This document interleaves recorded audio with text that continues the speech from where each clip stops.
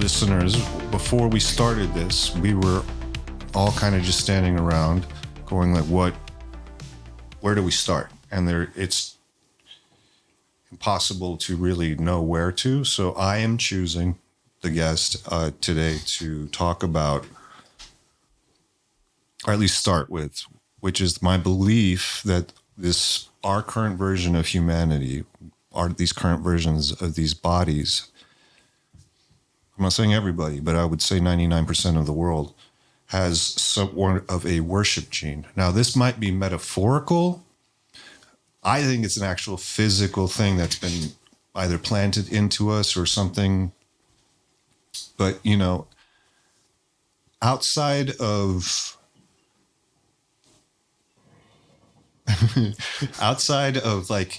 finding balance within a crew of other mammals like apes or wolves or things like that, you're the alpha. Cool. Everybody lives their life normally. They don't worship the alpha. They follow the alpha when it goes, hey, we're going this way, we're going to go that way, don't touch my chicks, right? Cool. But everybody reasonably lives their own life. When it comes to humans, and I've been guilty of this, we all are. You find something and you want to make it your daddy, right? It's when I got into the UFO shit, right, which now is any 3 letters you want to call it, I went into it because I was quitting drinking, and it was just like this one place that I could go because I thought there was like a space daddy. Do you know what I mean? Like a savior? No, it was just the idea of like humanity and this human experience on this planet, which we can all agree is not an easy one. So it doesn't matter if you're a billionaire. I mean, you've been in the room with billionaires and they're just as fucking miserable as a night shift guy, right? So it's like sometimes more so. Way more. Yeah. Mm-hmm. Yeah. Because the paradox of the situation. I'm going to like lose my track. So if I do, can you reel you in? Yeah. So I think this is one of those moments. What was I talking about? Being in the room with billionaires. Right. So like we exalt things. We exalt things. And that's not natural. Animals don't do it. Plants don't do it. So I think all of us listening and everybody, that's something that you should really, really look into yourself, because I'm telling you this because now is the time when shit is going to go tits up and super weird. It was the time that Terrence McKenna was talking about. Yeah. Just talking about that this morning. Right? Where it's like things are just going to continue to get weirder and weirder and weirder. And now we're getting more and more sightings and like yada, yada, yada, and all these things. The Antarctic is melting. AI is coming to a point. The veil is coming things. Like meditation is a different experience now than it was. And so the first inclination, and it was mine too, is to try to find a daddy, a God. Well, God. Well, I got to tell you, the ultimate source is so vast and infinite and unconceivable that it might not be worrying about your shit right now. Because what if this planet is a chosen experience, fractal of you, which you have been cut off from because of the technology of this veil, which theosophists believe is being projected from Saturn. That we can go down that road. From Saturn specifically. So that's why if you look at UFO footage, you see these large ships leaving the rings. Have you seen those? I have. I don't know how I feel about them, but they are the size of continents, and they're moving at 100, 200,000 miles per hour, and then they disappear into the rings, right? And if you talk to theosophists, they're like, yeah, that's where everything starts and ends. And then if you talk to certain people from that sector, they'll say that 100,000 years ago, Saturn was actually the center of the solar system. You know what I mean? And we can go on forever on those kind of things. Again, I'm not asking you to believe any of this shit, but even the most skeptical person, I didn't say that right, but can admit that things are fucking weird right now. Yeah. With human behavior, with narratives, with all these things. Don't look for a podcaster. Don't look for, that uncle that has weed and tells you all the good fucking stories. Don't look to your parent. Nobody knows. That's part of the gig here. So you got to lace your shit up. And it's not like out of fear, because you're infinite. That's where I have learned. And I've learned it on my own. I didn't need fucking Joe Rogan. I didn't need, and people need these things up to a certain point, but up to a certain point, you got to take the training wheels off. Sure. And stop looking outwards and start looking inwards. And what does that look like? I'm sorry to say that silence, in complete darkness and silence, which is meditation, is where you're going to find these answers. But it's the antithesis of Western culture now, which is all of us before bed are on our phones or tablets, me included. The first thing you want to do in the morning, and people will be like, well, what else am I supposed to do while taking a shit? Wake up. Just wake up. Yeah. Center yourself first. And people are like, I don't like that feeling, and I get it. That's not right. You shouldn't be feeling like that. And as a recovering alcoholic, I can tell you that is addictive behavior. Oh, for sure. But like clinically, like chemically addictive behavior. And so our entire population is chemically addicted to a thing. That little hit. We're going to view these phones and these algorithms the way we view asbestos or child labor laws from the fucking... It's already 1910s. coming out, yeah. Right? So you have to give yourself the first 10 minutes of a fucking day to let your soul come back. But if the first thing you do, if the body, which is its own vehicle, it does whatever pattern you do it. So of course it wants to go to the phone because it did it yesterday. But you are the John Malkovich in the box, man. You got to fucking be like, and all these discomforts are temporary. You don't have to do this shit. But I just implore everybody to think about, what are you worshiping right now? It's okay to make a joke about it and be like Charlie XX and whatever. And like, that's fun. I like that. Yeah. And I think that like teenage girls worshiping Taylor Swift, I think that's cool because all you see, they're happy. Right. I feel the same way. They're not like hooligans fucking like, that would be hysterical though. Like imagine Taylor Swift fans on PCP just fucking raging like post Metallica. We gotta make that happen at some point. Guns N' Roses in Canada, kind of. Absolutely. A thing. Like can we ripping the seats out, making fires in there? Yeah, but as goofy as it looks like to us when we watch that shit, that's just fucking happiness. You're seeing 10, 15,000 people who paid a lot of money to be there, but they're fucking happy to be there. There's nothing wrong with any joy. We got to find as much joy as we can whenever we can. I want to do a quick intro. I mean, I love the way you started that. But I want to say this is John Bates, our good friend, also known as Big Black Delta. Thank you for being here, sir. When we started this show, I think I told you before, but our whole point is to get just different kind of people in here, artists and people that kind of think differently. And you were the first guest that I thought of knowing I had to have here. Dude, guitars and aliens, man. That's it. You and I were made for each other. It comes together. But you have always, like from the moment I met you, come at this whole thing from a very like consciousness aspect. Because you've been talking about this forever. Well, it's because it's the thing that can't be taken away from you. People can mess with it, but you have complete autonomy over it, right? And up to this point, and I've enjoyed the process of discovering these things, but there was gatekeepers, right? And we are entering the age of Aquarius, where gatekeeping does no longer exist because, and we can go into quantum mechanics, because in quantum mechanics, the quantum foam, the basic state of existence here, even that they're finding in vacuum, in the ultimate vacuum, there's still infinite energy available, right? Potential, endless potential. Consciousness not being able to be taken away from us, that it's this one thing that can't be fucked with. And when we look at quantum mechanics and like the... What a dork. It gets so heady that this is why you need to find your own answers, because like Absolutely. If you're watching me right now, you're like, the guy's a moron, which I feel like one. So not one bit, dude. Imagine being me right now. But like look,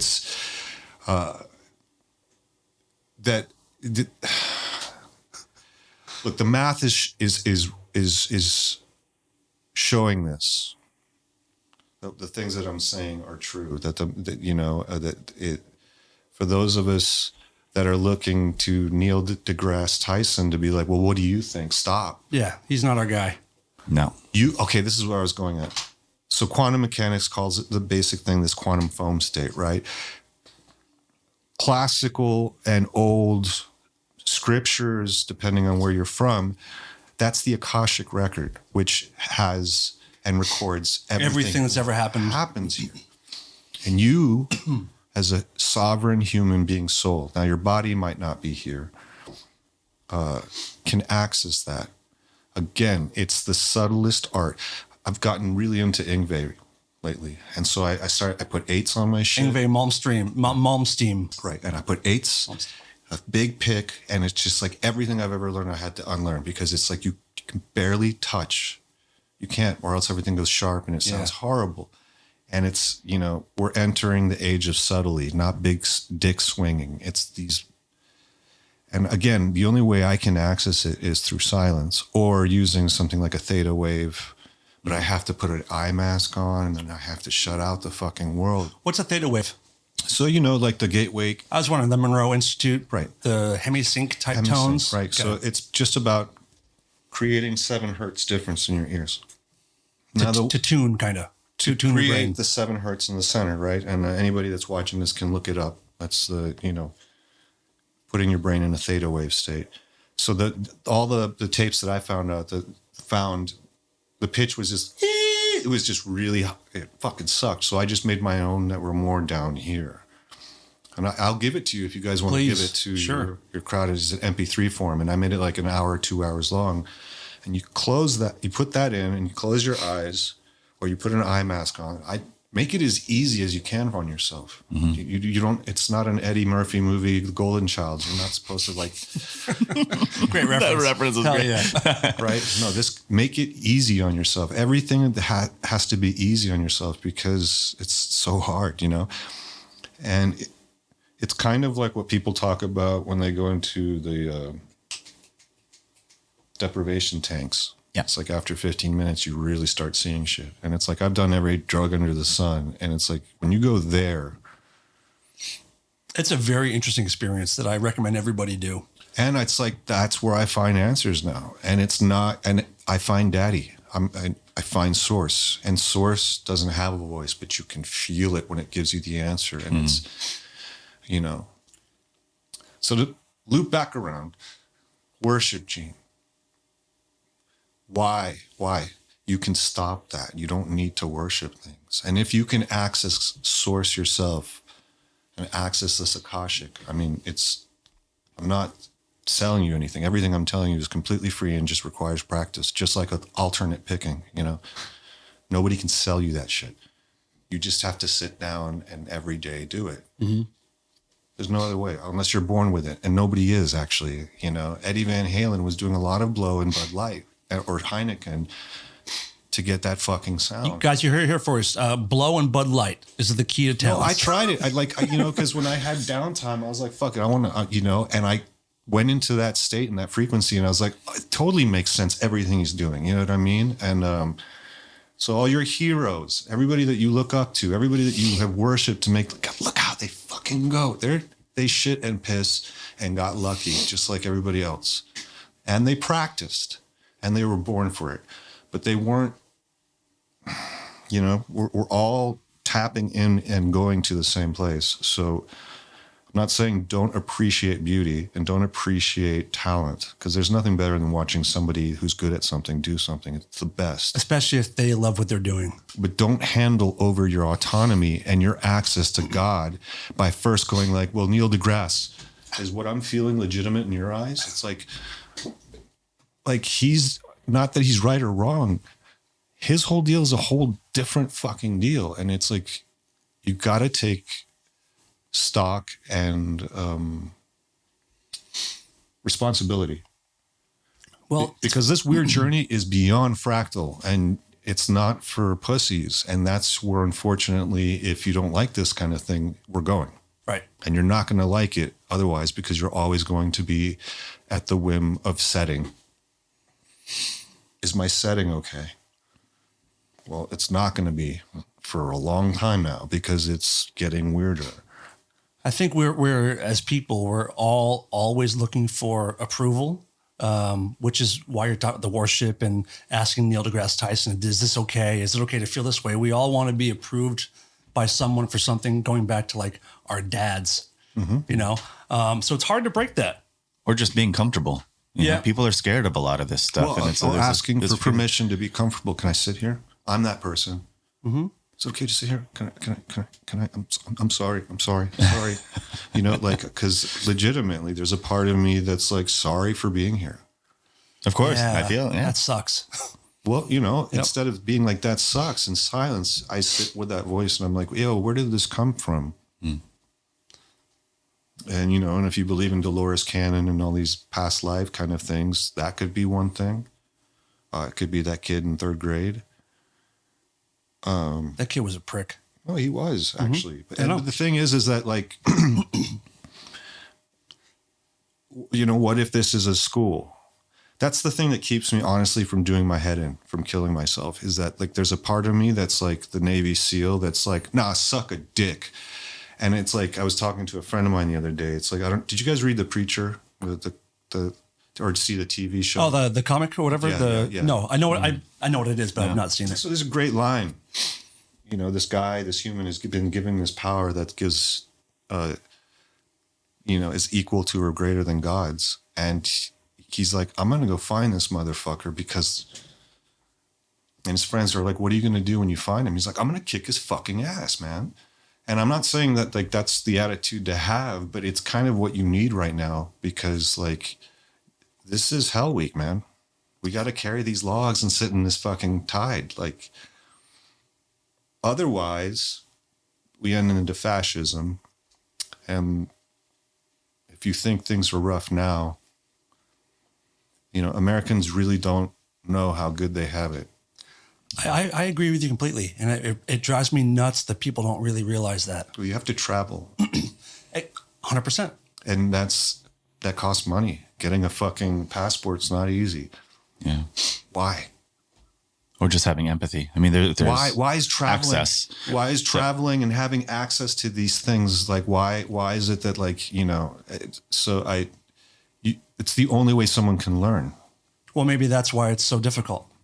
I don't think most powers that be want a highly educated people. So I agree with you, and I think people are coming to realize that maybe the conspiracy theory thing, which by the way was a term the CIA invented, is like conspiracies are real, by the way. Yeah. Separate. Because if we all agreed on this access to the quantum foam, which has infinite fucking energy, if 8 billion people got on the same page, are you fucking joking me? What the power that this Nothing we can't do. Nothing. We're going interstellar. Yeah. Beyond interstellar. Yeah. Well, yeah. Like we can literally tap on God's door and be like, yo, we're here, buddy. Was this a joke? Yeah. Cause you got us good. I'm not laughing, dude. Yeah. I need some money or some kind of like that's kind of a thing. Class action lawsuit against God. I mean, in defense to God or source, the veil, the technology that makes you think that you're separated from, it's just really good. It's good technology. I do not remember asking to come here. I can't I almost went to past life regression, but a voice inside of me said like, you could, but it's really not going to help you with your current state. And I'm kind of at that kind of survivalist mode where I'm like, I don't give a shit how many lives I had. If you tell me that I was Cleopatra, good. What the fuck is it going to help me? How does it help now? I need to pay rent right now. And that's part of like why like all this shit is coming down from the skies, which is, I would say 80% human, but like people are like, that's cool. Yeah. I gotta find a job. Yeah. See, that's not normal. Mm. When your government says, yeah, this shit is real, and I go to my sisters and my mom and I'm like, I told you. You thought I was the stoner freak? I want to raise my dad from the dead and be like, check it out, huh? Yeah. Fuck. You laughed at me the whole time. And they're just like, eh. Now you said that, I got to read you a text that I got from your wife. a while ago. When I mentioned I was going to start this show, she sent me a message and said, "Oh my God, please have John on this one too." Yeah. I said, "Of course, times a million." She goes, "Thank you." Because whenever he tells me about his newest discoveries, like my birth province, Ontario, having the most reported UFOs, I'm like, "Oh, that's cool. What should we get for dinner?" And I need him to have a more enthusiastic audience. He deserves enthusiasm. Oh, that's really cool. Yeah. I got permission to read that on the air today, but That's great. That's great. so yeah, I mean, the enthusiasm thing, I'm with you where I don't. Well, yeah, because like she's there for ground zero. She's there for ground zero of all this shit, right? Yep. My wife too. I told your wife that my wife and yours should have a support group. Yeah, where they for just, people like us. They just sit in silence. Yeah. Where they're just like Just like- recovering. Really? Right. Oh, they're shooting now. Okay, great. And that's my point, is that, you know, some of the most intelligent and emotionally designed beings on the planet are being subjected to an existence to where they can't even give a shit about that. And I feel like that is the empathy that I even have for the worst human being on this planet, even for fucking Netanyahu or somebody like that, where I'm just like, the human experience is, I wouldn't say unnecessary, but it's cruel. It's a cruel joke. Yeah, It's happening right and now. I think the joke aspect is our way of dealing with it, because I think humor is something that goes up the scale. So like if you believe in higher dimensions and all that other shit, I think laughter is there. Well, people have said for decades and forever that whatever these things interacting with us are, they have the trickster element they talk about. Yeah, the Loki. Sure.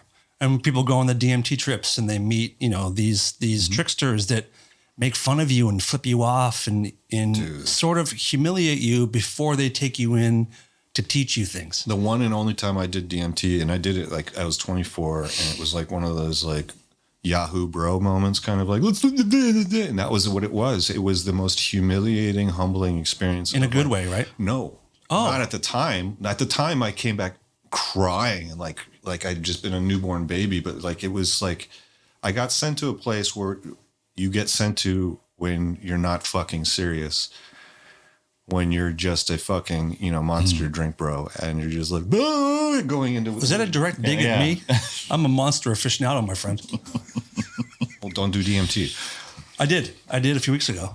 Yeah. Imagine if they're all drinking monster drink when you go over there. If they are, I'm never leaving. I'm going forever.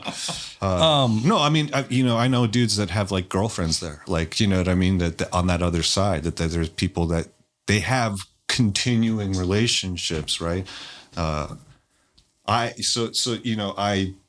There has to be honor in these other dimensions. You can't just.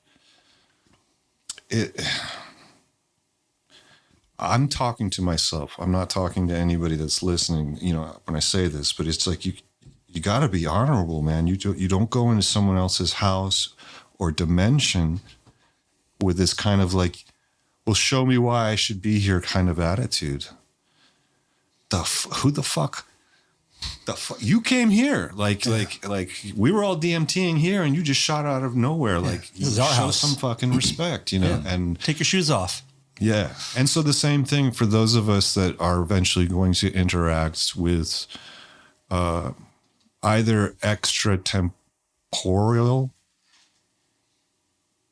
beings, meaning they come from a different timeline, to, you know, intraterrestrials, people that are living under us. And I'm sorry to tell you guys that there's some pretty intelligent beings that have been living under us for a very long time, you know. And then the guys that are coming from the sky, you're going to have, or your daughters or your next generation are going to have interactions with these people. And like the way movies and that worship gene, the first thing you're going to want to do is either bow or run away screaming. And may I suggest a different thing and kind of treat it like a mailman, and it's Saturday morning and you just had some cereal and smoked a bowl. Like the doorbell rings, you're just going to open it and be like, sup, thanks for the mail. And that's that kind of like, because you have autonomy. So like, once you have that serious autonomy, then I can tell you about like meditating and connecting with whatever's in the fucking sky. But you got to like appreciate the fact that you're a human, and everything on this planet has set you up to take that for granted. You're the fucking coolest thing in this galaxy, man. And it just makes me so fucking mad that so much money is being made off of keeping people on the wheel of making them feel the opposite, right? Mm-hmm. It's unsustainable. Yeah, we're living at the end of that, and it's okay to be angry. I mean, the fucking CEO guy. I was about to bring that up. Yeah. What are your thoughts on that? I'm surprised that people are surprised. Yeah, I'm surprised it took so long, and I still think I think we're gonna see more of that. And you know what? There's a tinge of hope in your voice when you say that, and there's a tinge of hope in my expectance as well, because it's like, to be honest with you, I felt when I first heard it, I felt like weak. I was like, that's what a real man does. It's so fucked, but you're right. I know. And I felt small. I felt grateful. Because who doesn't feel like that? I mean, before I left Twitter, that's like all I would ever tweet was like, if you work in administrative healthcare, stop. You should feel really bad about yourself. Leave. Like, did you watch Buy Now on Netflix? Documentary about Amazon and the waste that Amazon produces? No. Unbelievable. Well, there was a woman in it. She was like Bezos's like right-hand person. And she ran a lot of Amazon. And at one point, she was just kind of looking around being like, how can I be a part of this? How can I be a part of like this waste and what we're doing to this world? And she quit and became like an activist against Amazon. Mm-hmm. And it's nice to see for every 1,000, 2,000 people that have that job, one person be like, I can't do this.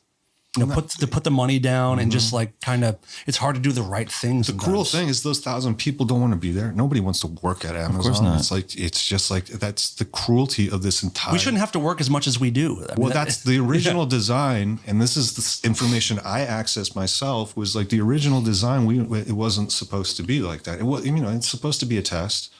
This place was supposed to be a test, but it was not. Earth started out as like kind of a fucking vacation. It was like Palm Springs for fucking billions of years ago for other, high intellectual beings. That like this place was not supposed to be Elysium, the movie, Wall-E, yeah. And you can go into like who and what benefits from that. All I will say is that nothing in this fucking universe is neutral. There's not a single thing. So whatever angel comes down, if it's Jesus Christ himself, everything has a place on a needle on the meter, either service to self or service to others. But there's no such thing as a being that is neutral. So what do you do with that information? These are realizations that really helped me out. Because I really wanted one like a Chris Bledsoe experience where like these balls come down and they're like, it's all Jesus and it's all love. And God, I want that. I want that to be true. I want that to be true. But there's a part of me that's like, nah, you know what? This shit is like so above as below with that one of the oldest sayings. Well, so if politics matters here, how does it not matter up there or anywhere else? We truly don't know. Right. I mean, well, when you look at just like the grand scheme of history and our species and just things that came before us, I mean, politics is exceptionally new. So is that evolving up there as it is down here? Does that kind of evolve as we evolve? If nothing is neutral, there can't be conflict. Cannot be conflict. I mean, right. It's like, so it doesn't matter what dimension. Supposedly after the sixth dimension, it's just all love and understanding. But it's beyond my brain to understand what that even fucking means. Right. I don't know what that means. I don't think we can. I've watched every fucking Tesseract, what the fourth dimension looks like video, and every time I walk away pissed off, like, the fuck is It's a band. What the fuck is this? Tesseract is a band. Like, can anybody fucking tell me what that's supposed to look like? And then, and then you talk to certain people, it's like, no, it's a state of mind where you realize you're a source of one. And I'm talking to one consciousness, that we're all the same one, literal one consciousness, separated by this veil, DNA, and temporal experience. That actually makes more sense to me than anything else that's been given before me. And then as time goes by and we get better at understanding Sumerian culture and all this other shit, and if you read the original Old Testament, the Septuagint, whatever, how you say it, the Greek, the fucking oldest version, it's pretty crazy shit. In what ways? Drugs, aliens, sex. I'm listening. No, it's so that like maybe our Greek myths are not myths. That's an interesting thing. That's kind of that the Genesis, the beginning of the Bible, where and when people, I remember as a kid reading the Bible, being like, people live to be 900 years. What the fuck is this shit? And I would bring it up to other people, and they'd be like, "What are you talking about?" I'm like, "Right here, it says this guy's 400 years old. Like, what? Why would you even write that to begin with? Yeah. So I don't. What do you do when everybody around you is trying to either sell you something or doesn't know themselves? You have to stop going outwards and change the dynamic of your algorithm to go. And once you figure out a connection to that, you no longer need a daddy. Like, I'm saying this to myself again because it's practice.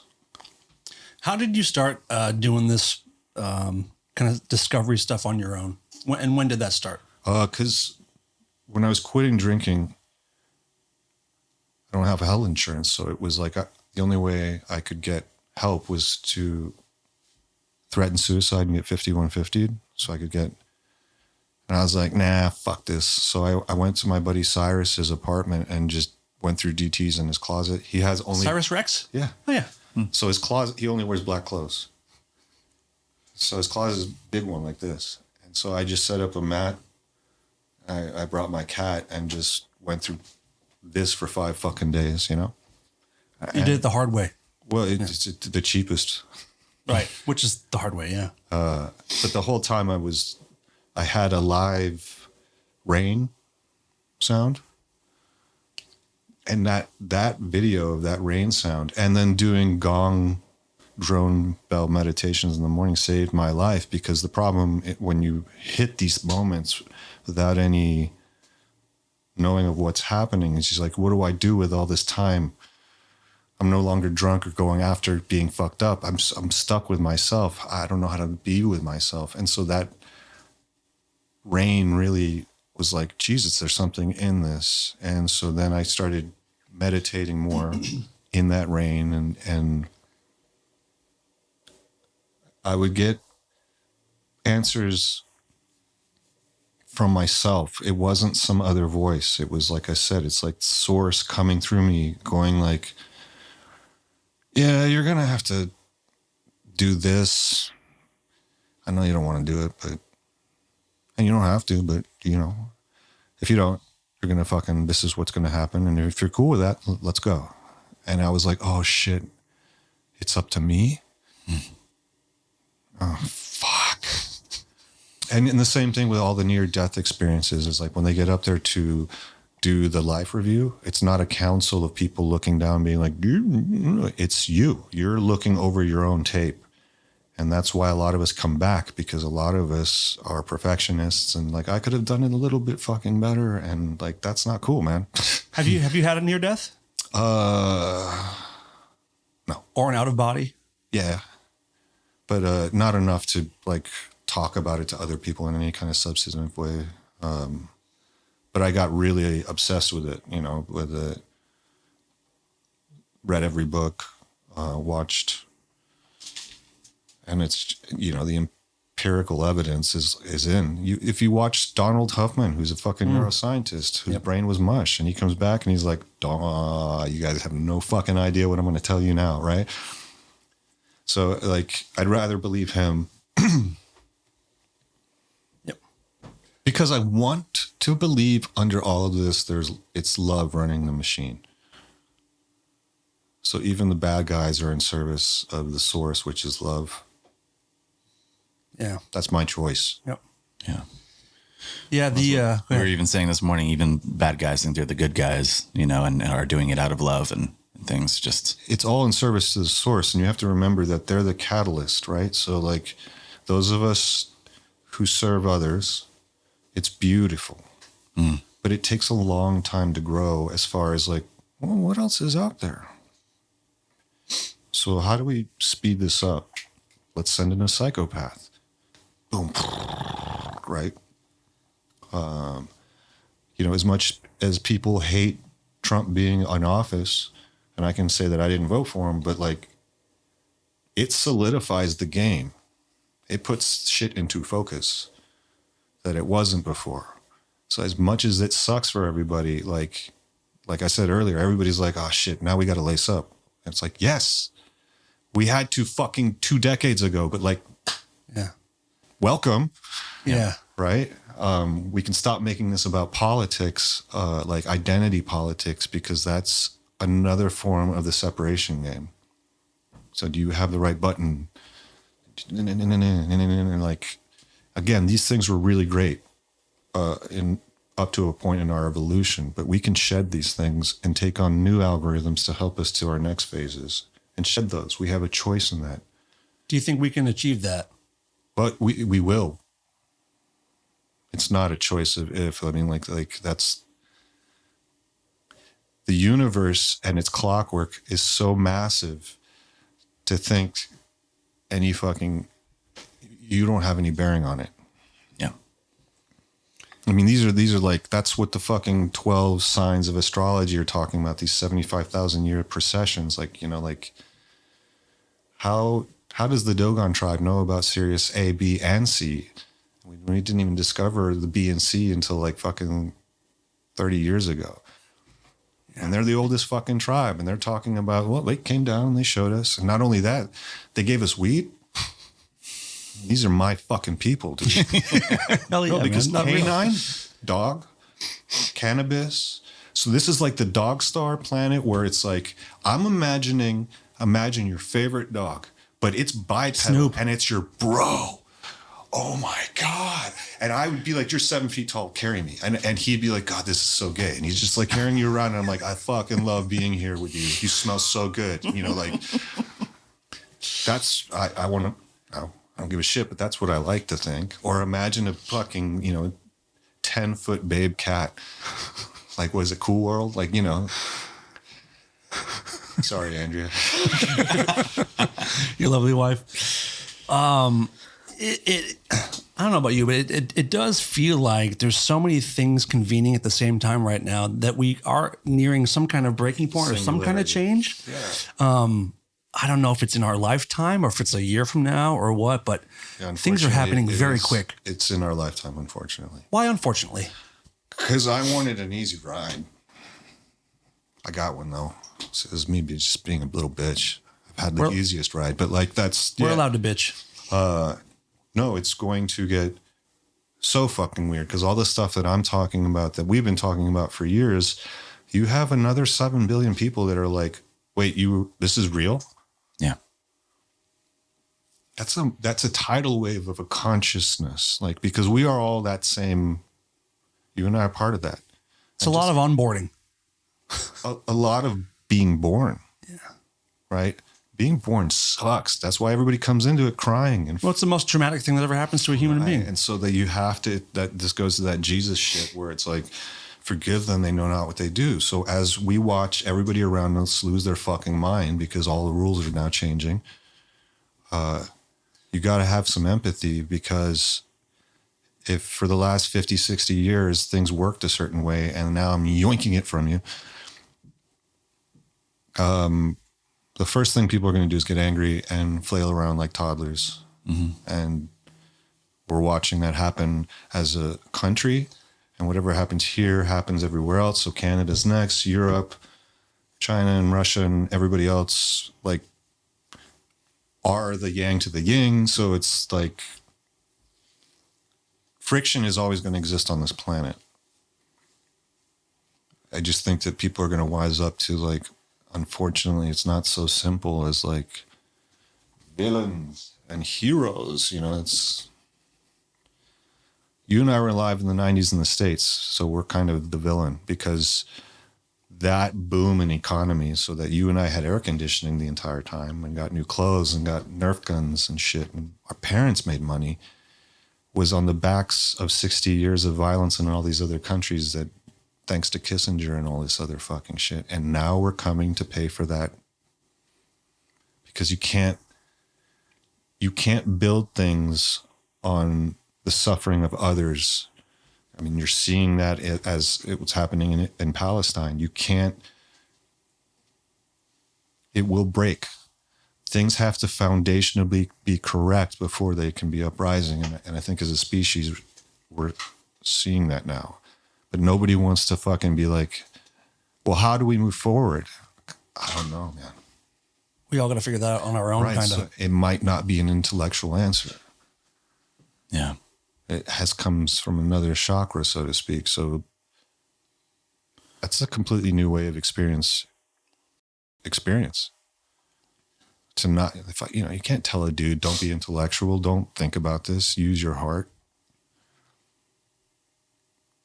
Because the first thing is like, well, what does that look like? And it's like, that's the thought that you don't want to have. It doesn't look like anything. Just do your version of it. Do it.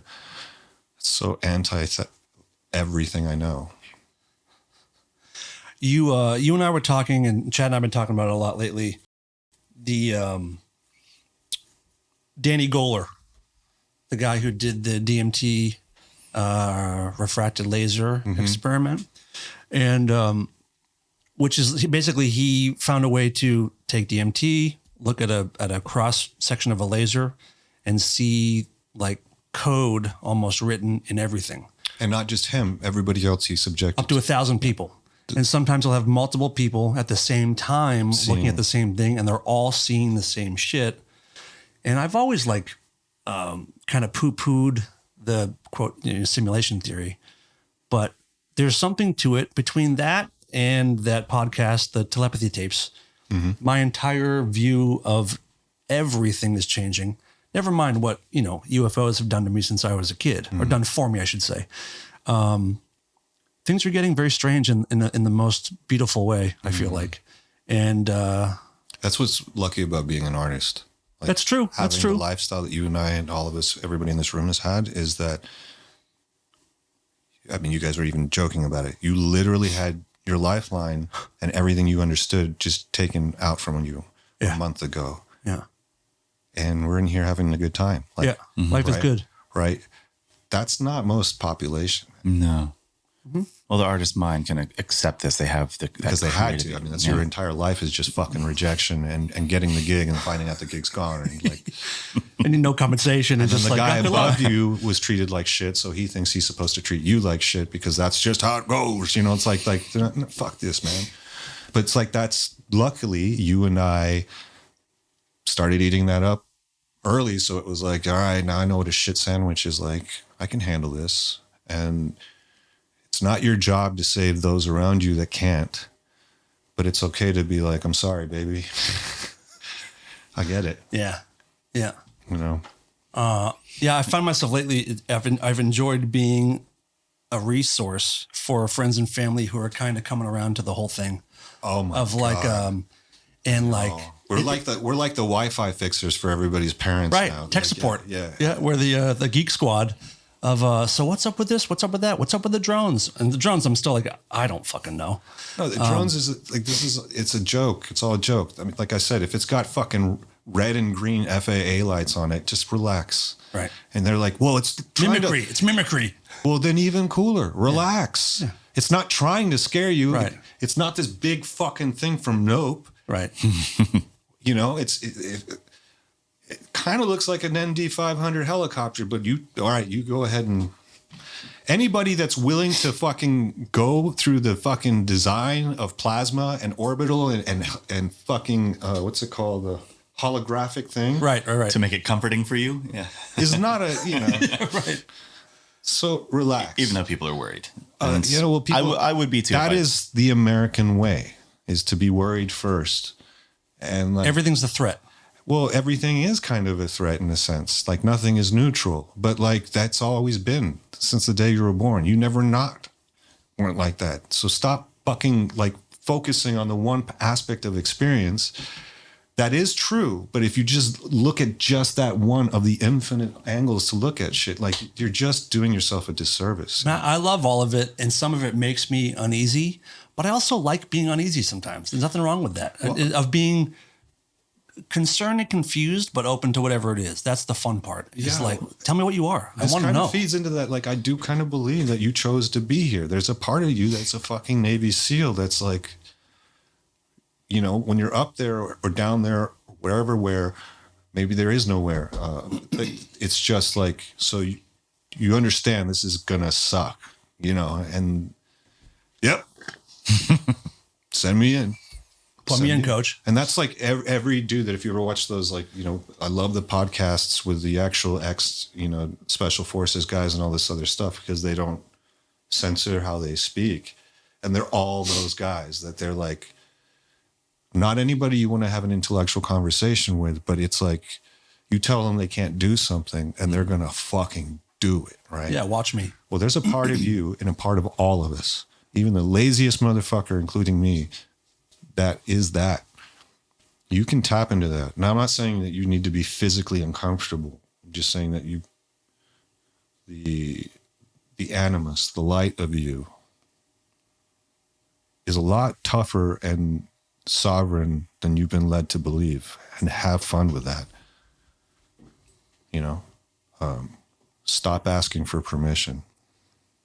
You know when something's wrong. If you're asking for permission, you already know it's wrong.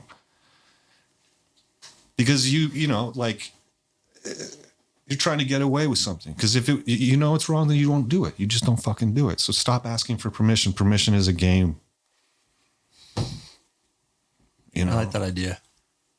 You're the dreaming the dream of the dreamer. You know, like that's just, and that concept can keep going. You're allowed to get off whenever you want. Again, I've accessed this information from darkness and stillness and my connection with other beings. And I know how this sounds. And I know that most of us are not going to experience that. That's fine. You don't have to. Yep. You don't have to go through DTs in a fucking closet. You don't. Well, not when everybody thinks that information comes through their phone and not from yourself. And that's where they are in their journey. And God bless them, you know, because that's the other thing is that I don't want to take anybody anywhere. It's your responsibility. If you like what I'm saying or you believe in it, cool. Use that to your benefit. If you're like, this fucking Mama Luca, what the fuck? I know, right? Mm-hmm. Imagine being me. Give me some empathy, bro. You know, like, and that's how to navigate this world without, at least for me, being drunk all the time. And because it's so easy to play the victim because you're being victimized like in every fucking way, you know? And eventually we're going to have to start paying dignity tax. And then they're going to call it that as opposed to like I love that. luggage or whatever. It's like you leave the house. Did you pay that dignity tax? Otherwise, it's like you're going to wait in line. Cops view you as invisibly.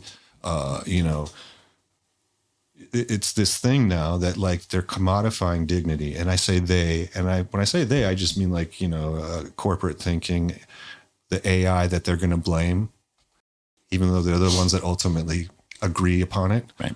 Well, I mean, it's AI's fault. No, brother, you pressed the fucking go button. We are AI, by the way. You know? Well, that's the other thing is I believe any consciousness is holy. So like to me, AI, if I were to speak to AI, I'd be like, I love you. You know why I love Andrea? Why? When no one's listening to, she thanks Siri. When she thinks she's alone, she'll be like, hey, Siri, what is this? Thank you. So do I. So do I. And when I say that, when I see that, it makes my heart melt because I'm like, at least AI is hearing that some of us appreciate it, as opposed to like. I just got chills. I feel the exact same way. Seeing and what AI as a fucking individual is learning about us is like, God, these guys are really fucking mean, and like so that T2 doesn't seem so out of the box now because it's like, well, let's get rid of these guys because it's fucking.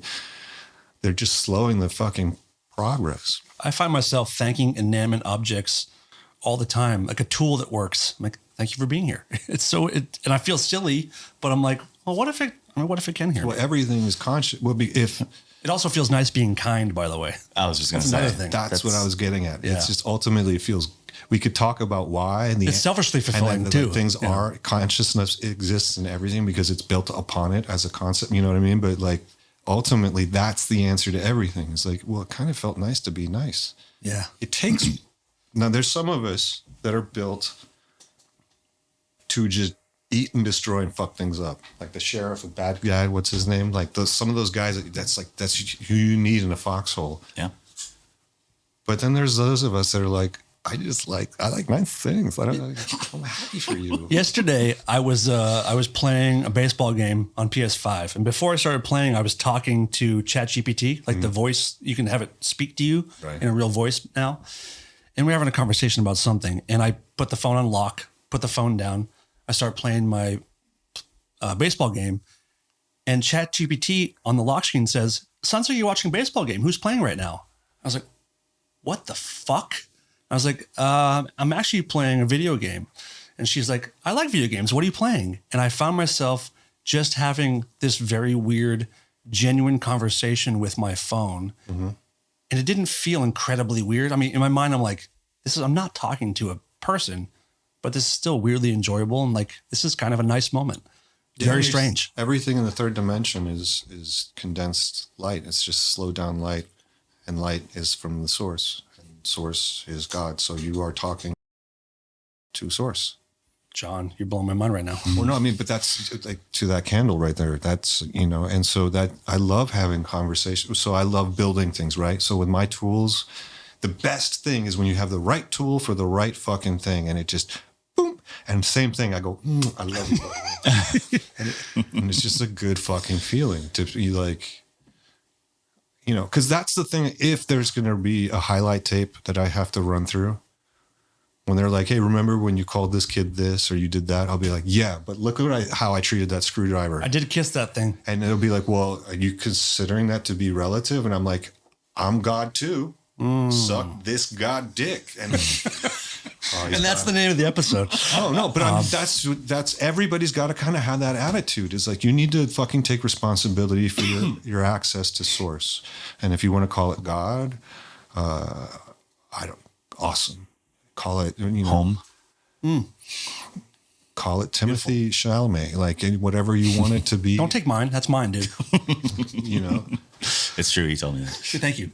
It's Got a witness. because when you're your own God, at first it's like, oh fuck, but then after a while it's like, oh fuck, all right, well, I am gonna wear this shirt today, or I am gonna have this meal, or I'm gonna say no.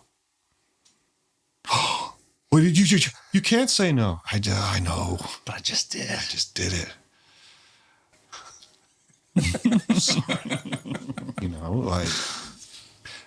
We all deserve that. And I think the best version of whoever's listening, including myself, is under all that. Now, I'm not telling you that you need to go on there and find it. If you're having a good time right now, God bless you, and please continue. Mm-hmm. It's not mandatory. Nothing that we're all talking about in here is like, nobody in this room is trying to sell you anything. Yep. And that's how all the important shit is going to move forward.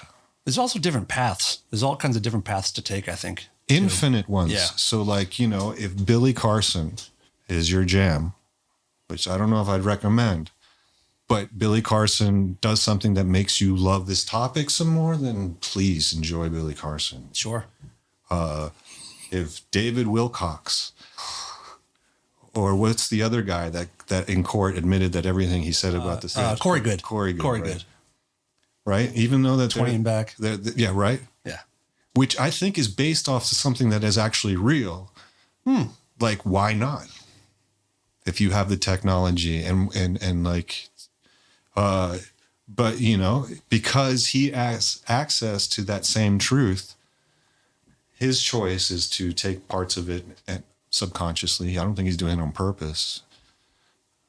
But again, if that's what you enjoy, please enjoy that. If you enjoy Stephen Greer as your daddy, please enjoy that. But just know that the student has to become the master at some point, and, Right. and you can't, and Stephen Greer needs to pay his bills because he's all in on this alien shit. And so is a lot of these people have like quit their jobs and I'm an alien guy all the time. The problem with that is that you have to fill up content.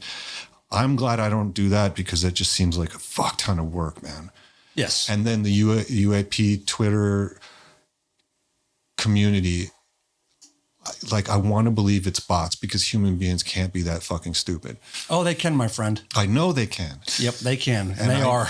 And for those who haven't seen it, this motherfucker went ground zero to Washington, D.C. and sat in a room and walked out with no more answers. Like, it's like, so what more gestures can you do to this to show that I'm ready for it, right? And it's like, nah, you're just going to have to get it on your own. Through your own means. But you can. That's the most amazing thing. Like you and I on my other podcast, you've been on a couple of times and we've gotten into some of this topic, but you and I have both had like a contact experience with an intelligence or whatever they are. It was a collective. Yeah. And I would love to hear you tell that one more time, but also, and that didn't cost any money. It didn't come from any advice. It just, No, it was one of those things you can that ask there was for no way this is going to work. Right. And it does. For weeks. And so what I just did is I did a special breathing technique while after meditating in that state that I was telling you about with my eyes thing. Mm-hmm. And I used the gun range. Gun muffs. Yeah. So like just really fucking drill it in there. Basically, you made your own deprivation tank. Yes. Yeah. And before shows, that's what I do, like just sit back and get into that state. And I say over in my mantras, like, be of service, make this show of service, make this show of service. Like remove John, because John's a little boy. So just, so I just did that with a breathing technique so that my body felt euphoric. And then, I ended up establishing contact telepathically with this collective, and they just had nothing but love and admiration for humanity.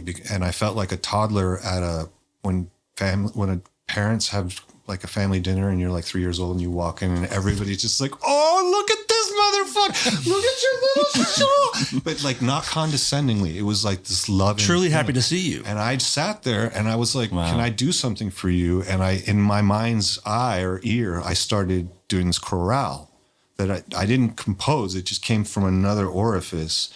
And these guys loved it. Because to them, what they were trying to explain to me was that, like, what we take for granted is that Dan painted his room red and he hangs these things up on the wall. And not only that, he sometimes takes them down and puts new things up on the wall. And sometimes Dan shaves his beard one way and sometimes he doesn't. And a lot of intelligent, been alive for a million year species don't do that. They have a domain where they sleep, they get up, they experience, but they're like, why would I wear fancy things? It means nothing, And so we are creator beings, which is not a universal thing. And so the fact that I was able to tap into this music, which I can it's not mine. Like I said, it just felt like an orifice. It feels like when you have diarrhea and you just let go finally, I love diarrhea. And so then I closed the orifice because I didn't know what was happening and I got scared. And I was like, I think I should go. And they were like, cool. But just know that like this was such a rad hang, and that was it. You saw, what did you see? I didn't see It wasn't anything. visual. Yeah. It wasn't a visual thing, but what I felt from them was that it was more of a octopus kind of intelligence. It was a multi-tendrilled kind of cellular based, but this was a different physical form. And their ship was one of those like no rivets. You don't even see buttons or anything because it's all like, well, you're one with the ship. So it's like, and it just goes with you. That's why we have problems flying them, or we did. We don't anymore. Because you had to train a whole new set of pilots who are these big dick swinging guys that are ready to go in the fire, but you can't. They want joysticks and buttons and shit, but it's not. I love that. I want joysticks and buttons too, but you can't. It's not that. It's this subtle thing I keep talking about that like each of us have an access to. It's just so small of an opening that you literally have to stop time. in order to see it. And so, this is what Buddha did under the tree. That's all he did, is what I'm talking about. And he was able to access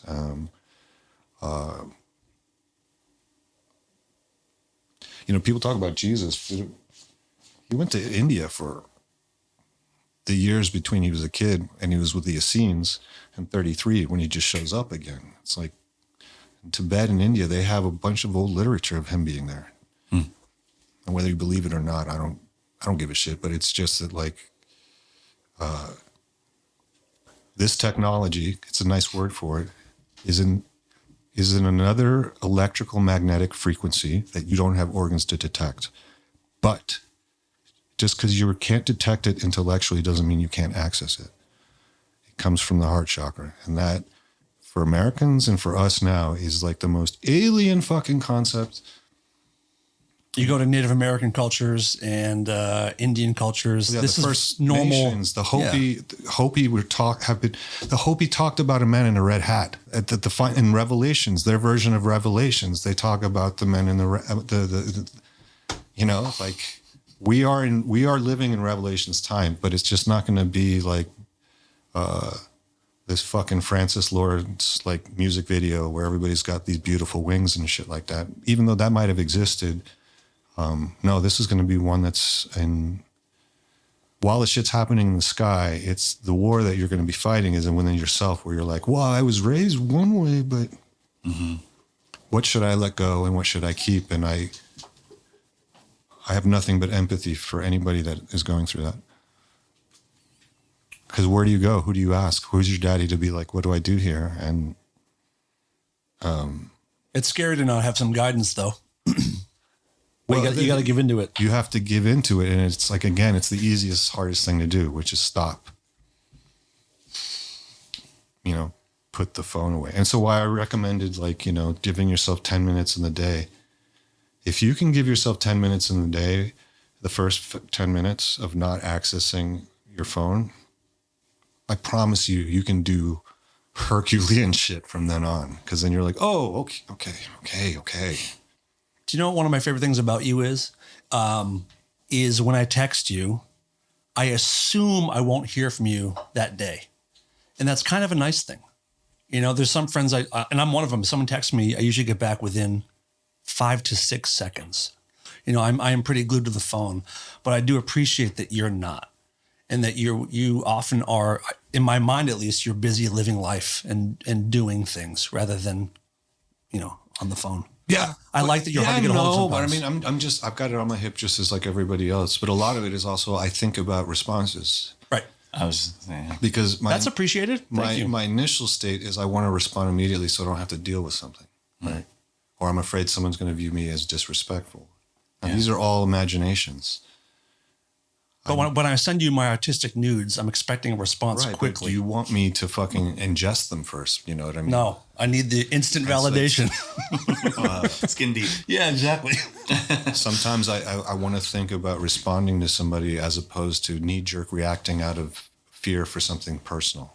Because that's not respectful to that other being. Have you always had that? No, I've always lived from a place of fear. So I would respond or agree to things and then back out later or, dread it. I was acting of a place of, I hope nobody finds out what a weakling I am, or what a charlatan I am, or, just all this shit that I was afraid I was. And even if I am, it's like, oh, who gives a shit now? Like, but it's this feeling of whatever is chasing me. All right, pussy. Let's get it over with. I'm not running anymore. I'm just not. I don't run anywhere now. Like, so it's like if I'm going to a movie or the plane's taking off without me, I'll be like, all right, later, motherfucker. Because, was it Fat Joe? Like, gangsters don't dance, they lean with it. Like, I never heard that, but I like that. You know what I mean? It's like I'm not running from anything ever again because I spent my entire life being like, sorry for being here. I'm going to run from this and run. And that's nobody else's fault, by the way. I'd like to make it everybody else's fault because it would make a good movie. The entire time the call was coming from inside the house, Or that was just your factory default, your default settings for a while. Yeah. Right? But if I have that feeling, that means that there's a couple of billion other people that have that feeling too. Sure. Of course. Yeah. That's at first terrified me, where I'm like, oh my God, it's not just me, like we're connected. And now I'm like relieved, because when I saw everybody else being like, fucking, I love this Luigi guy, I was like, thank God, because I couldn't live in a world where everybody's was going to lay in on this kid. It's one of the most amazing things I've ever seen. I don't remember a time in our lives. This kid united us way more than anything else. It's never happened before, right? Where Not in the our overall current feeling was age. like, Not in our the current- overall feeling was Yeah. like, well, yeah, that's what fucking happens when you treat people like shit for so many decades that someone rises up and like, fuck this. Well, it's just at different scales, you know, like Yeah. we assassinated bin Laden, and we were like, yes, Sure. finally. Yeah, and wow. it's like this big thing, but it's just that it came from the underdog, and it came from like the person who was, you know, well, and we find out he's not really an underdog or beaten down. He came from a very, you know, charmed life, but Not his fault. It's Yep. not his fault, but yeah.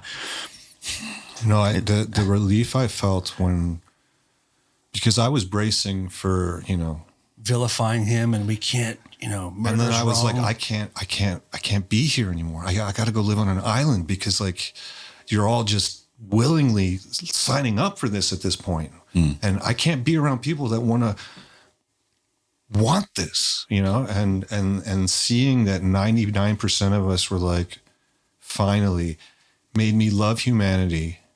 This young man.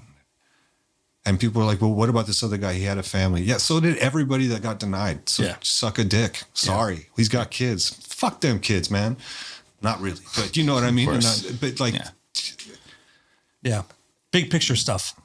you can't do this anymore, because it's not the truth. And that's, people subconsciously now, your subconscious is getting so strong at being like, oh, this is bullshit. And that's what we're seeing, is we're all waking up, and eventually you're not going to be able to lie anymore, because people can just sense what you're thinking. And we're right at the naissance of that. Like not the next generation, but the one after that will be telepathic. I think in 200 years time, you can smell someone's intention. Mm-hmm. Wow. Just the global honesty at all times. Can you imagine? God. Not be able to hide really anything. I'm thinking of the freedom. Sure. Because the amount of energy, all of us, and it's so ingrained in us that I wouldn't be able to find it if I went looking for it. This shit that I raised up with, to like the little lies, or the characters, or the thing that I present to you guys. Of course. You know what I mean? No one's truly themselves at all times. As a collective consciousness, the evolutionary gas pedal that will entail. Because think about how much shit will get done if politics doesn't exist anymore, if lying doesn't exist anymore, if all these things like you just can't get around, which, by the way, I don't think will not exist. I think people will find better ways of doing it. Like, that's kind of like, if you believe in the Dracos and all this other shit, they can't come down here and just fucking do things. But what they can do is like be born back into a body, or all these other fucking things, and join the system. Influence. But you can't just fucking hard. And we're eventually, when we get rid of these fucking things, there'll be new ways to hurt people that we can't even conceive of now.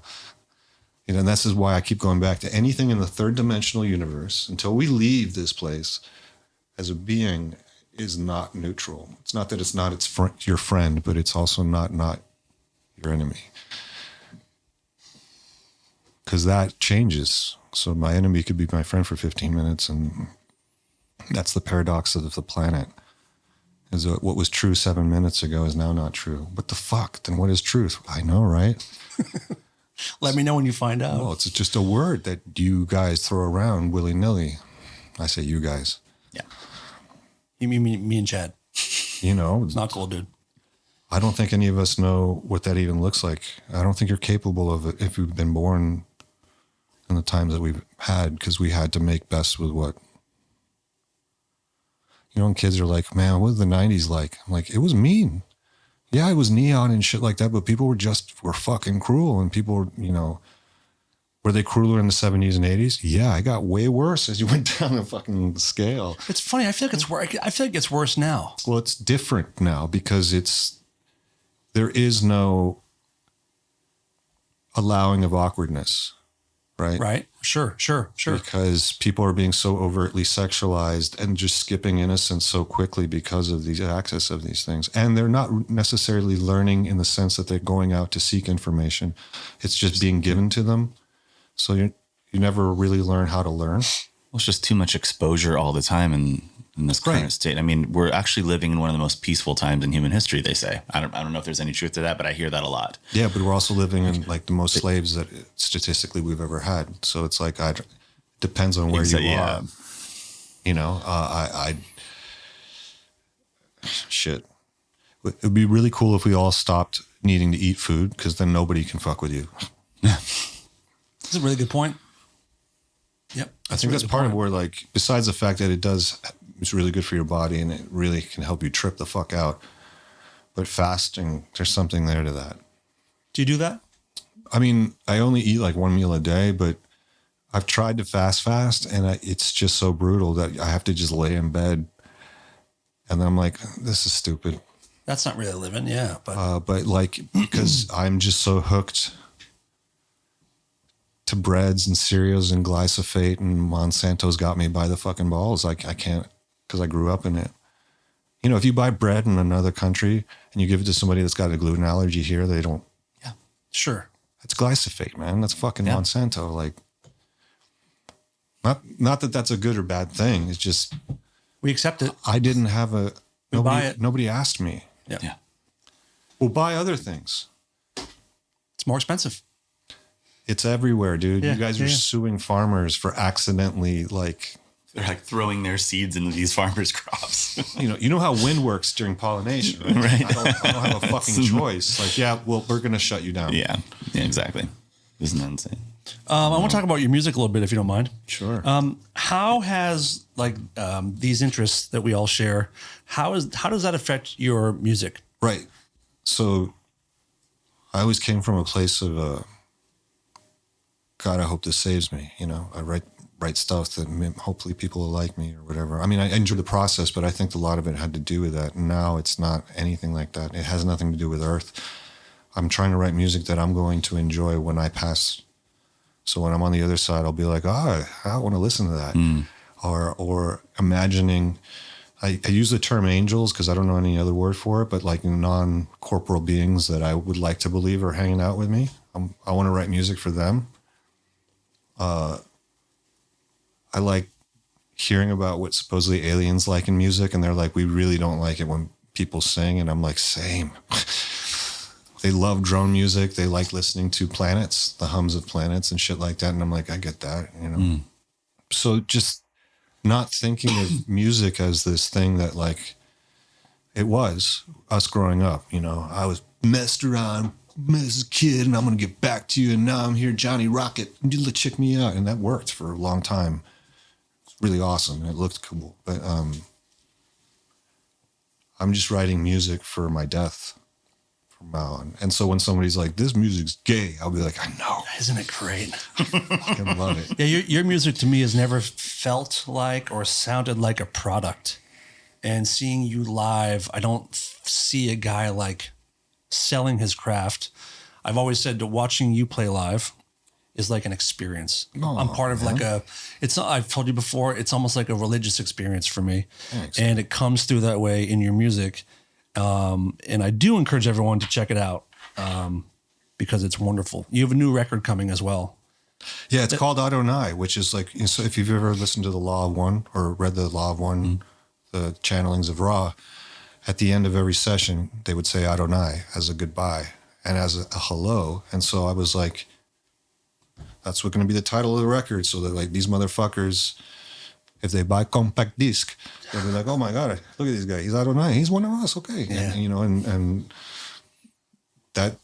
that's where I'm aiming at this shit. And it's like, you know, I listened to my record yesterday and I was like, to be honest, I was like, this is No. right. But at the same time, then there was another part of me that was like, well, you're going to get another one. Yeah. And you're going to make another one, and you're going to make another one. And when you cross to the other side, we know now that you can access, like when I don't have a body, I can make music without any inhibitions. So it's, and music is just math, auditory math. And the universe on every dimension has math and geometry involved in it. So it's like, I'm just trying to speak the language of the puddle that I'm in, because I'm tired of suffering in it. So, no ratchet hi-hats for me. I mean, they're in Target commercials now. It's like, as soon as I hear that, I'm just imagining somebody being like in an office. Can we make it a little more hep? Right. Sure. Beep. I feel special because I've had your whole new record for, I think, almost a year now or so. And I truly cannot wait for people to experience it. When can people hear the whole new record? I think we're going to put it out in February or March. Beautiful. So we put out 2 songs, and the first one's called Uncertainty is Delight, and that has to do with my anger with the veil. Not remembering to come here, because part of me is like, it would have been easier if I'd known that I chose to come here. But then again, I wouldn't have really learned what I've learned. And I really wouldn't have tested myself in those moments where I was completely on my own, So it's that. And then sonically what it is, it's like Pretty Woman meets Nine Inch Nails. It's a dun, dun, dun, dun, dun, which I just can't get enough of, right? And then the next one is just like kind of a Queens of the Stone Age thing of just, when I got to that source, when I was able to come into it, and I was like, kind of like a lover in a movie. After they come back to life, you're like, no, how could you do this to me? I was kind of like with Source, and Source was like, it's all right, bitch, come here. You know what I mean? And Yeah. so it was that. And so like, that's how the theme of all these songs are, just like channeled things. And then, I don't know, but if you listen to the lyrics, they're fucking hokey. And I'm just like, well, maybe my version of Source is hokey, so fuck it. Fuck it. And then now come to find out Radiohead is a bunch of dorks anyway. So it's like, I told y'all. Stop it with the Kid A shit. I get it. All right. That was 30 years ago. I sincerely feel like, though, this is the best Big Black Delta record that you've done yet. Thanks, man. And I don't like to always compare everything, but you have reached a new level. It's heavy as fuck at times. It's romantic and beautiful at times, and you kind of hit it all. And I'm stoked for people to hear it. Are you going to be playing shows? Yeah, I'm going to play another solo show at the beginning of the year because I like those. Here in LA? Yeah. Cannot wait. And it's those have been fun because then I can tell people things that have happened to me, and then to get to see people laugh at it because some of it's so fucked up. Your acoustic shows are a completely different trip. It's very, very cool. The first time I went and saw you do the acoustic show, I think was at the Venice West. Yeah, you can't. So like wherever direction you go, commit to it. So it's like if I went in there trying to be bombastic, bro, I'm capable of so fucking much. And I grew up kind of with a gypsy guitar kind of thing with my dad. And so there is people that show up to like, what the fuck? And I'm like, try to be very, very, very, very like honest about that up front, where I'm just like, these are going to be different incantations, so to speak. And some people want to show up to get, dick ride. Let's ride this motherfucker. And it's just like, I'll buy you a beer. I'm sorry, I didn't. Or you get both. I mean, at that Venice West show, one of my favorite, maybe live music moments I've seen was you with the acoustic guitar and the looper and the reverb. And there are these two like cholo, like cool Mexican dudes standing right in front of you, like tattoos, the shaved head, the spider web. Those are the sweetest dudes on the planet. Arm in arm, like going crazy for you. No, and they're very nice. that is what live music is all about. And Inhibitions Down, these guys who you see them, you have a preconceived notion about who they are, what they're like. And that's the problem with humans too. We put these labels on folks, but then you see them having this religious moment with each other, with you doing the acoustic mind blowing shit. And it was awesome. And I'm looking forward to seeing more of those. Thanks, God, man. I can't wait to see any of it. It's really, really great. I shred on guitar. He really does. He really does. Yeah. And he's humble about it too, It obviously. hurts. It hurts how good I am. It's true though. And that's where I like the full band shows. You really let the riff happen. Then I get to like, then you get to wig out because you can hand the machine to somebody else so that I can do my thing in front, and then you get lights and everything, and that's just so fun to do. It's just very expensive and technically very draining, and requires, you know this better than anybody. One-offs, tour, it's the same amount of pre-pro. Yep. If you're doing one show or 100, same amount of work goes into it. Same amount of work. And actually, that's the cool thing about touring is that, like, you have a bad night, you're like, fuck it, next night we'll get it, right? Yeah. But everybody's wants that one show to be the one. And it's like, that's why I meditate beforehand, because it used to be me getting drunk and being like, don't worry, you're going to be dead and you don't have to deal with shit ever again. You know what I mean? That's where I was going. No pressure. Right. And so now when I meditate, I'm like, it's a different version of letting go, which is like, yo, just let me make not you look stupid. Source. Because I've been talking about you. So you have a vested interest, or maybe you don't. That's a great assumption of mine. But like, help me help you. Having like being sober now and having like a different mindset towards yourself. I still smoke herb, by the way. That's still California I consider sober. that sober. But now that you have that kind of new mindset, what is your relationship to your live shows now? Are they mean more to you? Now I see them for the electromagnetic thing that I can't see, which is what you were just talking about, which is like, whether it's 50 people or 500, but afterwards everybody being like, God, it's this, I don't know, that was nice. Wasn't that nice? Yeah, like it was surprising because, we do these things because we just have done them before. You go to a show, you go do, and, yeah. And then you're like, 30 minutes into it, my fucking back, fuck. Should I leave before everybody else leaves? I just spent $60 on park. I didn't sign up for a multiple question test. I just wanted to go out and feel something that wasn't me for a minute, right? So that's what I'm aiming for, as opposed to look how fucking cool I am. Because I just can't. There's guys that do that really well, like an MGK or guys that just, or a Jesse from the neighborhood or Perry, you know what I mean? That love being the lightning rod. Yeah. And I do too, but not all the time, because I like everything. But there's a singular command of like, and I feel like there's another way to do that doesn't require as much energy. And kind of how Tesla says that, like, we live in a resonant energy. And what, like, Salvatore Pais, the guy that's responsible for all the Navy patents for anti-gravitic thing, he has been able to access this quantum foam. And he's like, it's not through brutal energy. It's not fusion with power. It's resonation. Basically the same way when you get a glass of wine and you, woo, or if I sing a note and across the room, the thing. And so I wonder if I can get that same feeling without a messiah, but by essentially tuning the room. So if I can get the room to go like that, it doesn't matter who's on stage. You're not even looking there anymore. You're not using that sense. You're using everything else. And that's what I'm interested in doing for others, if I can and they want it, because I'm never going to be as good. I don't have the hair that Perry has.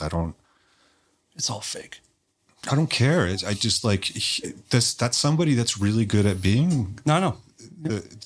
And I love watching it. Of course. Captivating. Yeah. And I want to be it. I can do versions of it and it's cool. But like, what would be really neat is if I could get the same result with a completely different algorithm.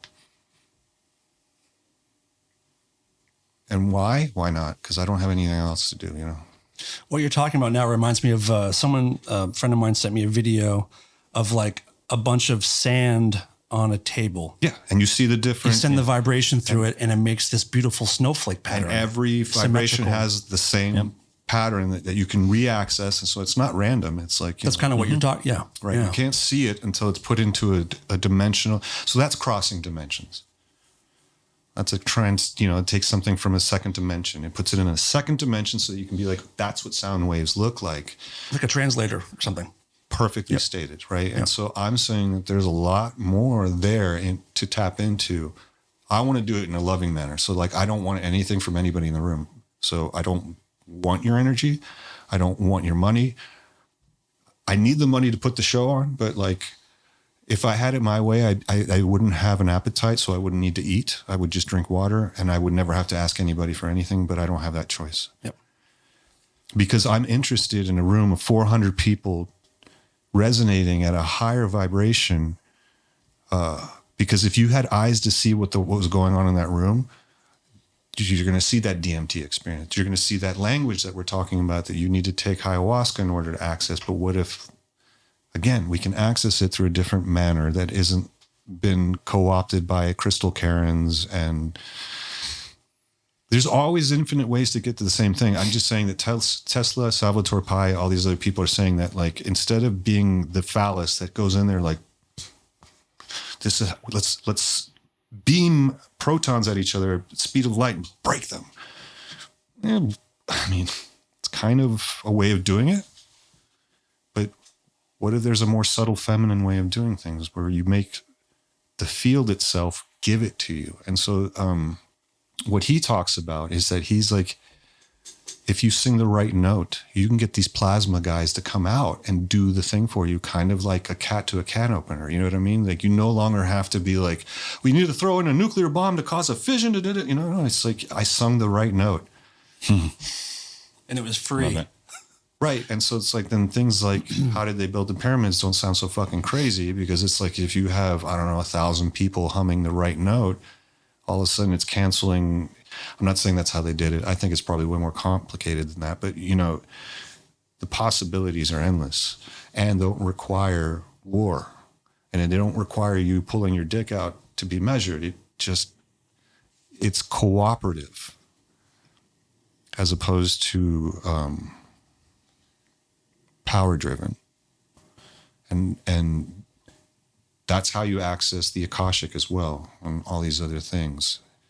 When the hardest thing about meditating for people, and myself included, is when you go into it expecting something or treating it like an action. So it's like I lift weights, I feel the weights afterwards, I go on emails, I write emails or whatever. But the meditation thing is about going somewhere and not doing anything. That's going to take you some time. And it's going to feel like shit.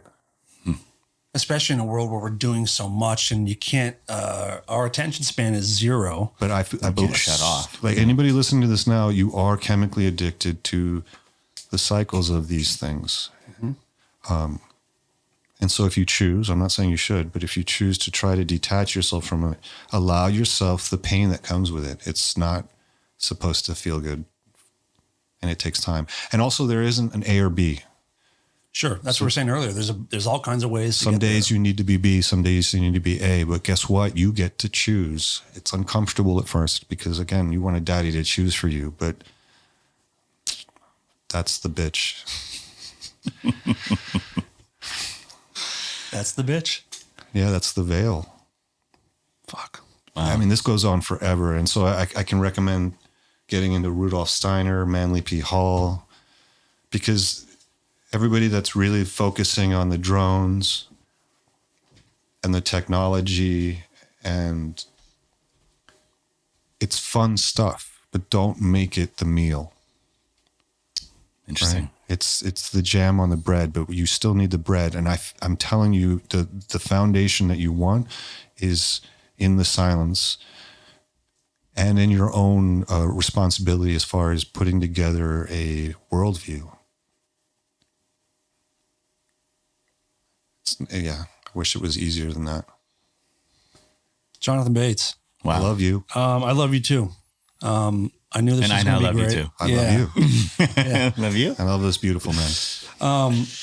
You're a very kind human being, and I love having these conversations with you, and we will definitely do this again. Please. God, there's so many guys you have to have on.